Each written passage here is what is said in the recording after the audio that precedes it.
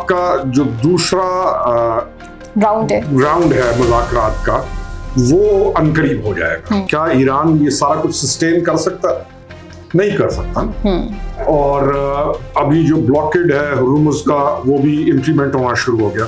Prime minister of Pakistan is out right now. ابھی وہ گئے ہوئے ہیں سعودیہ, آئی تھنک اس کے بعد انہوں نے جانا ہے قطر, پھر ترکی کا بھی سن رہے ہیں 4-5 دن کے اندر. لیکن آئی تھنک راؤنڈ 2 ہوگا, اور راؤنڈ 2 اگر ہوتا ہے, اللہ کرے ہو, تو یہ فائنل راؤنڈ ہی ہو. قطر آپ کے ساتھ, آپ قطر کے قریب جاتے ہیں تو آپ کا یہ والا جو بارڈر ہے افغانستان والا, یہ سیکیور ہو گیا, آپ ریلیکس ہو جائیں گے. ٹرمپ کے زیادہ چانسز ہیں. اچھا, آئی تھنک, اور یہ بہت بڑی اور اچھی خبر بھی ہوگی پاکستان کے لیے. بہت بڑا ایونٹ ہوگا دنیا کا.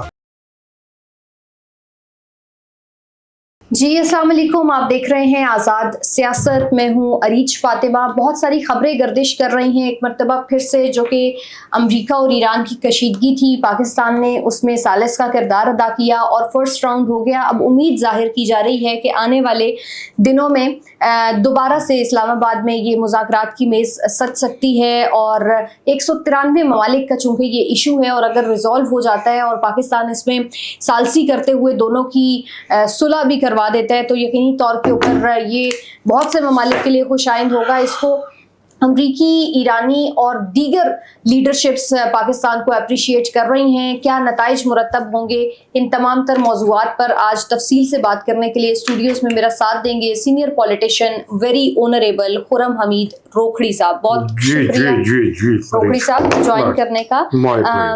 سب سے پہلے تو یہ بتائیے گا کہ کیا کوئی بڑا بریک تھرو ایک مرتبہ پھر سے ہم امید کریں کہ ہونے جا رہے اسلام آباد میں, کیونکہ خبریں تو بہت گردش کر رہی ہیں. دیکھیں, بریک تھرو ہونا چاہیے.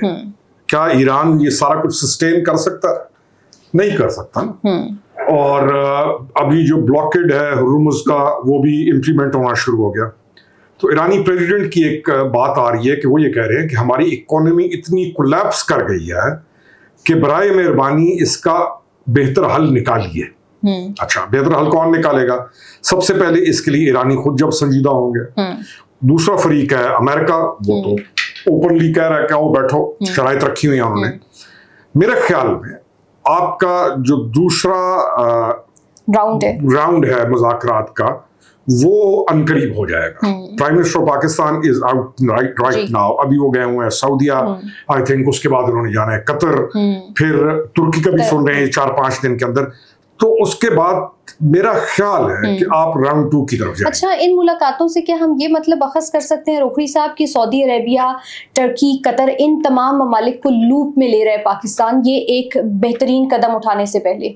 آف کورس سعودیہ سب سے بڑا مین سٹیک ہولڈر ہے پاکستان کے لیے, اور ہمیں کرنا بھی یہی چاہیے کہ ہمیں اپنے ان ممالک, دوست ممالک کے جن کے ساتھ ہمارے رابطے ایسے ہیں کہ ہماری ہر مشکل وقت میں وہ مدد کرتے ہیں. ابھی رائٹ ناؤ آپ پھر پھنس گئے تھے پیسے آپ کے خزانوں کے اندر, ہمارے خزانہ بھی تو آپ کو پتہ ہے پھر, تو ہمیں بھی ضرورت ہوتی ہے کہیں نہ کہیں سے.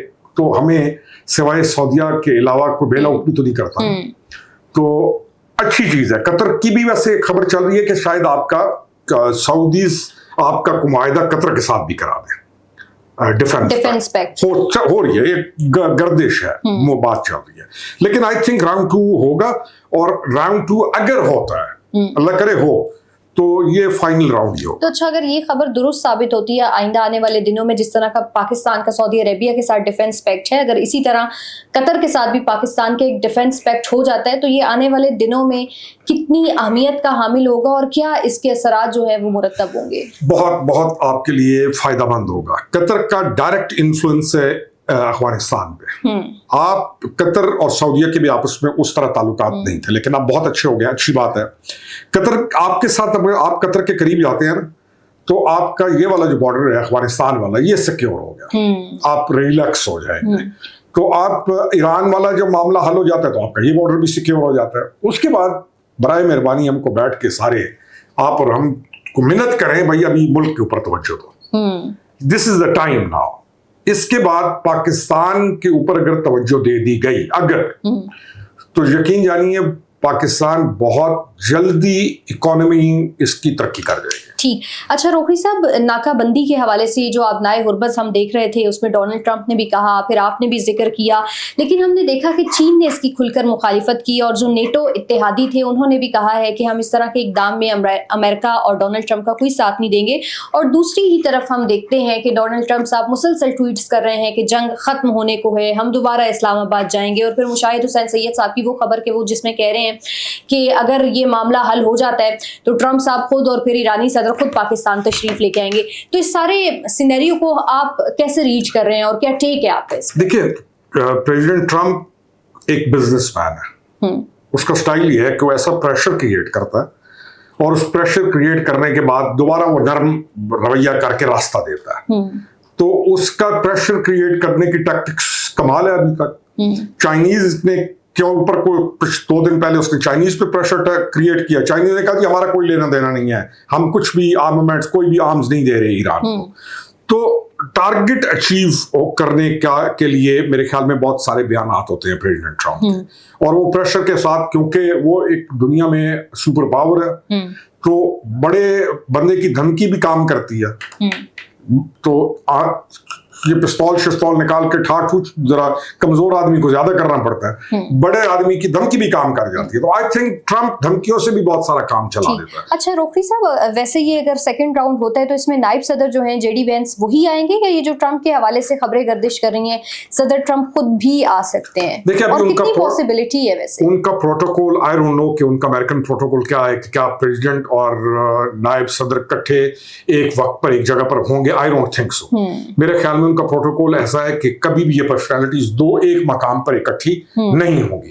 اور اگر آتے ہیں پریزیڈنٹ ٹرمپ آتا ہے تو پھر جے ڈی وینس نہیں آئیں گے. اچھا ٹھیک ہے. اور آپ کو کیا لگتا ہے چانس اس وقت کس کا ہے زیادہ آنے کا؟ ابھی ٹرمپ کے زیادہ چانسز ہیں. اچھا, آئی تھنک. اور یہ بہت بڑی اور اچھی خبر بھی ہوگی پاکستان کے لیے. بہت بڑا ایونٹ ہوگا دنیا کا.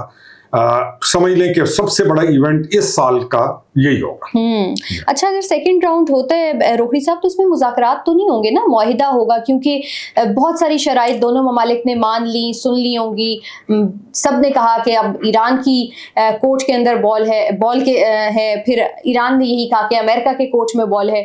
تو اب تو معاہدے کی طرف ہم امید رکھیں کہ پاکستان اور اسلام آباد اکارڈ میں معاہدہ ہوگا. I think so. ہونا اصولاً یہی ہونا چاہیے, کیونکہ سنی یہ بھی خبر ہے کہ ان کے جو لوگ ہیں وہ ابھی تک مذاکرات کر رہے ہیں, چیزیں چل رہی ہیں. تو میرا خیال میں یہ والا راؤنڈ جو ہے یہ فیصلہ کن بھی ہوگا اور اس میں فائنلی حل ہو جائے گی چیز, اگر ہوا.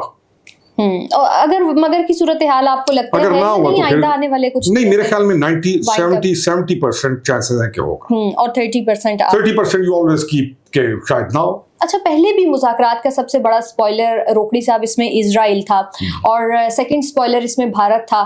اس مرتبہ آپ دیکھتے ہیں کہ وہ جو اسرائیل کی طرف سے ایک پریشر ڈیولپ کیا جا رہا تھا امریکہ کے اوپر یا ڈونلڈ ٹرمپ کے اوپر, اس کا خاتمہ ہو چکا ہوگا اب تک؟ میرے خیال میں اس وقت اسرائیل اس طرح پریشر ڈیولپ نہیں کر پا رہا امریکن پالیسی پہ. امریکن اسٹیٹ ڈپارٹمنٹ کی جو پالیسی ہے وہ پرو اسرائیل معاملات میں 100% نہیں ہے جیسے جو بائیڈن یا ان لوگوں کی تھی. تو ابھی تک جو چیز نظر آ رہی ہے وہ یہ آ رہی ہے کہ ٹرمپ خود اور امریکہ خود ان تمام چیزوں کو لیڈ کر رہا. تو میرا نہیں خیال کہ انڈیا کی تو ضرورت ہی نہیں ہے کہ وہ ٹرمپ پہ یا امریکہ پہ کوئی پریشر ڈالے. اسرائیل کی ہے, وہ کرتے ہیں اس طرح کی حرکت, لیکن میرا خیال میں نہیں کر پائیں گے. لیکن ان مذاکرات کا سپوائلر تو بھارت بھی تھا نا روکڑی صاحب, وہ نہیں چاہتے تھے کہ پاکستان میں یہ بیٹھک سجے اور مذاکرات. نہیں, ان کی ضرورت نہیں ہے. وہ خواہش بشک گالیاں نکالتے رہے دل میں کہاں, وہ تو آن اسکرین نکالتے ہیں. میں وہی کہہ رہا ہوں نا, وہ گالیاں نکالتے رہے, لیکن ان کی ضرورت نہیں ہے کہ وہ امریکہ کے کسی بھی اس طرح کی ایکٹیویٹی کو چیلنج کریں, کیونکہ ان کی امریکہ کس تک رسائی نہیں ہے. یہ ہے کہ اسرائیل پریشر اس طرح سے, میں اسرائیل کے کانٹیکسٹ میں بات کری تھی. اچھا, پاکستان تحریک انصاف نے اسلام آباد ڈائیلاگ کو پیش نظر اور مد نظر رکھتے ہوئے جو راولپنڈی میں ان کا جلسہ تھا اس کو ملتوی کیا تھا, اور اب خیبر پختونخوا کے ضلع مردان میں وہ یہ جلسہ کرنے جا رہے ہیں. آپ کس طرح دیکھتے ہیں؟ دیکھیں, آپ کے پروگرام میں ہم نے کئی دفعہ کہا ہے کہ ان کی کیپیسٹی نہیں ہے جلسہ کرنے کی.